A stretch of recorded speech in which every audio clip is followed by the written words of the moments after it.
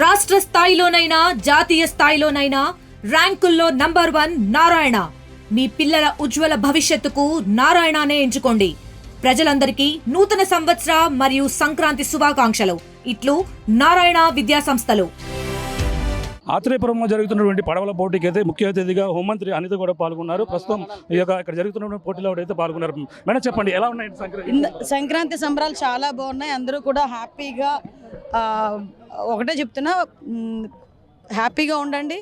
పోలీసులు ఇచ్చే ఇన్స్ట్రక్షన్స్ని పాటించండి. పండుగ చాలా బాగా జరుపుకోండి. ఈ పడవల పోటీలు ఎలా చూడాలి మేడం? ఇక్కడ కేరళ తరహాలో ఇక్కడ జరుగుతున్నాయి. ఏపీ టూరిజం ఏ విధంగా డెవలప్? ఏపీ టూరిజాన్ని ఈరోజు మనకి కంట్రీ లెవెల్లో ఈరోజు ఇలాంటి కార్యక్రమాలు చేయడం వల్ల చాలా రాష్ట్రాల నుంచి వచ్చిన వాళ్ళందరూ కూడా ఇక్కడికి రావటం, దీనికి ఒక గుర్తింపు రావడం కూడా జరిగింది. ఆత్రేయపురం అంటే ఇంతకు ముందు వరకు కోనసీమ అంటే ఏదో కోడి పందాలు అనుకునే తరహా తర్వాత నుంచి ఈరోజు ఒక కొత్త ఒరవడికి తీసుకొచ్చిన సత్యానందం గారికి ప్రత్యేకంగా ధన్యవాదాలు తెలియజేస్తాను. పండుగ 3 రోజులు కూడా పందాలు కావాలని ప్రజలు కోరుకుంటున్నారు. దానికి ఏ విధంగా చెప్తారు మేడం? ఏదైనా సాంప్రదాయబద్ధంగా చేయాలండి. సాంప్రదాయాన్ని వీడి చేయకూడదు.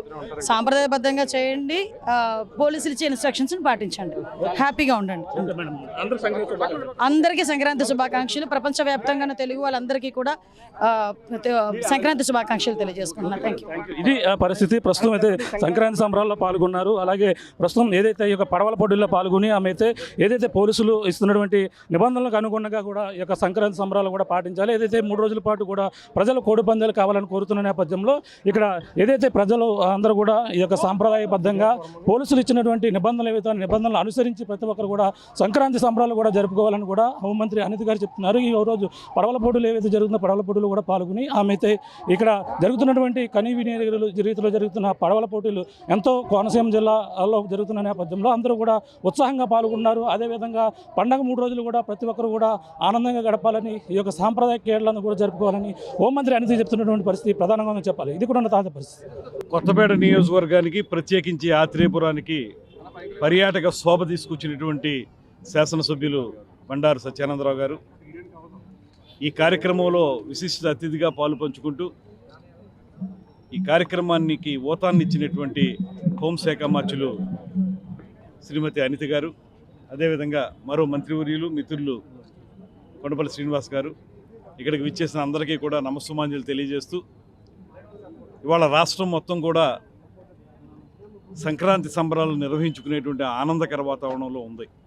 దానికి కారణం ఈ సంవత్సరన్నర కాలంలో కూటమి ప్రభుత్వం అందించినటువంటి సంక్షేమ కార్యక్రమాలు కానివ్వండి, లేకపోతే అభివృద్ధి కార్యక్రమాలు కానివ్వండి, ఇవి అందరినీ కూడా ఆనందంలో ఉంచడం వల్ల ఈ పండుగలను కూడా ఆనందంగా జరుపుకునేటువంటి అవకాశం మనకు లభించింది.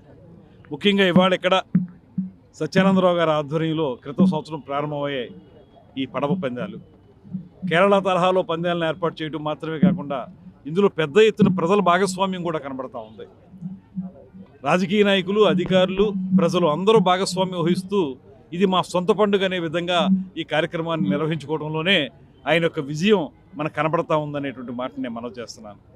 అదేవిధంగా రాష్ట్ర వ్యాప్తంగా మీరు చూడండి, ఎక్కడికి వెళ్ళినా కూడా ఇవాళ ఆయా ప్రాంతాలకు సంబంధించిన ప్రత్యేక కార్యక్రమాలతోటి ఉత్సవాలు నిర్వహించుకుంటూ ఉన్నారు. అదేవిధంగా సంక్రాంతి సంబరాలతో కలుపుకొని ఈ కార్యక్రమాన్ని ముందుకు తీసుకెళ్తా ఉన్నారు.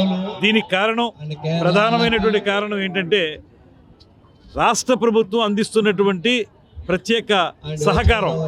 దాంట్లో భాగంగానే కొత్త పాలసీ తీసుకురావటం, పారిశ్రామిక హోదా కల్పించడం వల్ల పర్యాటక రంగం పరుగులు పెడుతూ ఉంది ఇవాళ. అందులో భాగంగా ఇవాళ ఈ ప్రాంతాన్ని కోనసీమ అంటే కేవలం మనకి ఆనందంగా గడపడం, కేరింతలు కొట్టడం, పూతరేకులు తినటం మాత్రమే పరిమితం కాదు.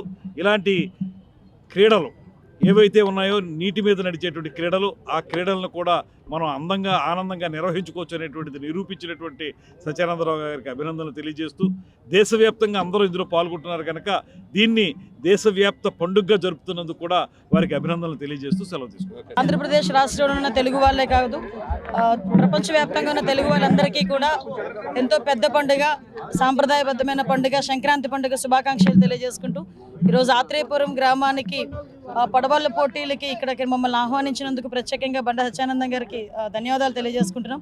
ఇక్కడికి వచ్చిన తర్వాత ఆయన చెప్పిన విషయాలు వింటూ ఉంటే టూరిజాన్ని ఎంత లెవెల్ వరకు తీసుకెళ్తున్నామో మన ఎన్డీఏ కూటమి తరపున అన్న సంగతి కూడా అర్థమవుతుంది. ఈరోజు ఇది 2వ సంవత్సరం దిగ్విజయంగా పూర్తి చేయడమే కాదు, దేశంలోనే మిగతా రాష్ట్రాల నుంచి కూడా అనేకమైన టీంలు వచ్చి ఈరోజు ఈ కార్యక్రమంలో పాల్గొనడం, ఆత్రేయపురం గ్రామం ఈరోజు దేశవ్యాప్తంగా ఒక మంచి పేరు తెచ్చుకునే ఒక పరిస్థితి కూడా వచ్చింది. ఈరోజు దానికి ప్రత్యేకంగా ధన్యవాదాలు తెలియజేసుకుంటూ, ఈరోజు ఆంధ్రప్రదేశ్లో ఉన్న టూరిజాన్ని, అన్ని రకాల టూరిజాన్ని కూడా, ఒక పక్క ఇకో టూరిజాన్ని, అదేవిధంగా మన టెంపుల్ టూరిజాన్ని కూడా ముందుకు తీసుకెళ్తూ ఈరోజు ఒక పక్క పారిశ్రామికంగా, ఒక పక్క టూరిజం రంగంలోని కూడా ఈరోజు ముందుకు తీసుకెళ్తున్న గౌరవ చంద్రబాబు నాయుడు గారు, సీఎం గారు, అదేవిధంగా డిప్యూటీ సీఎం పవన్ కళ్యాణ్ గారు, ప్రత్యేకంగా కందుల దుర్గేష్ గారికి కూడా నేను ధన్యవాదాలు తెలియజేసుకుంటున్నా. నేను ఒకటే కోరుకుంటున్నానండి, అందరినీ కూడా ఈ పండగ 3 రోజులు కూడా అందరూ కూడా చాలా హ్యాపీగా సాంప్రదాయబద్ధంగా జరుపుకోవాలని, ఎక్కడ ఎటువంటి అపశృతులు జరగకుండా చూసుకోవాలని మనస్ఫూర్తిగా అందరికీ కూడా తెలియజేసుకుంటూ, పోలీసులు వారు చెప్పిన ఇన్స్ట్రక్షన్స్ని కూడా ఫాలో అవ్వాలని మీ అందరికీ కూడా తెలియజేసుకుంటున్నా. అందరికీ మరొకసారి సంక్రాంతి శుభాకాంక్షలు. సాంప్రదాయబద్ధంగా ఎలా కొనసాగుతుందో సాంప్రదాయబద్ధంగా పండగ జరుపుకోండి. ఏ పండగ జరుపుకున్నా కూడా దయచేసి పోలీసులు ఇచ్చిన ఇన్స్ట్రక్షన్స్ని ఫాలో అవ్వండి.